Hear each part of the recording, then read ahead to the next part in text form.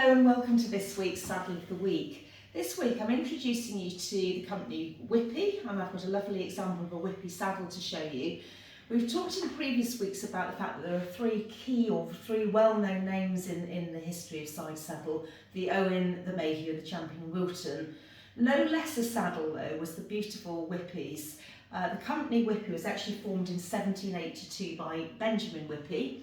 Like most of these companies, it passed down through generations, and John Whippy took over from Benjamin, and then ultimately in 1849 Robert Stegall became involved in the company. He'd been managing director, and then after John Whippy's death he took over and the company became known as Whippy Stegall. Now, what can I tell you about Whippy's as a saddle maker?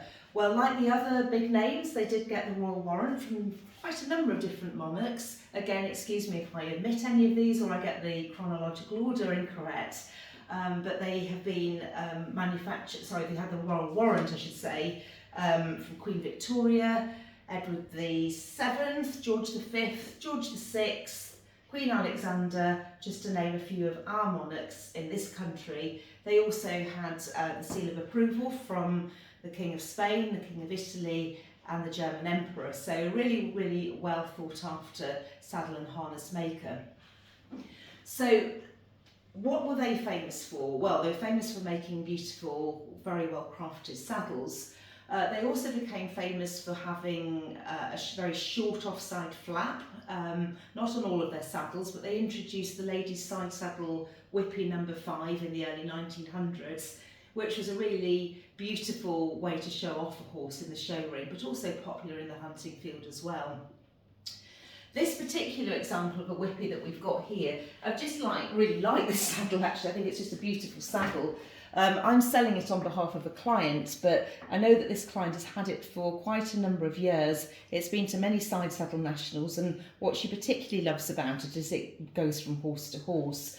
Just one or two things just to point out with it, because it's fairly sort of standard in its construction, but in very, very beautiful order. The Whippy saddle there, we have actually, as you can see, got a Mayhew safety stirrup on that.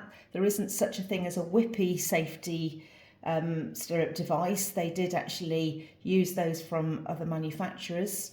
You'll also very clearly see there is a position there for the leaping head to be changed. So we've got the screw hole so that the leaping head could be altered into a different position, maybe between flat work and between jumping. This saddle, like all the other saddles we've talked about in terms of what makes a really nice saddle, lovely doeskin seat, very flat, beautiful angle to if we look at it from behind, so it would again really support the rider nicely, but a little bit of a dip down to the right. This particular saddle hasn't got the Whippy number 5 feature of the really tiny offside flap, but it's very neat and would still show off a horse beautifully. And again, we've got lovely leather work there. So that's a little bit about the Whippy as a company. It was ultimately taken over and ceased trading in 1942 when Champion and Wilton took it over. We don't maybe see quite as many Whippy saddles as some of the other manufacturers out there, but nonetheless really beautiful saddles. So hope you've enjoyed finding out a little bit about Whippys.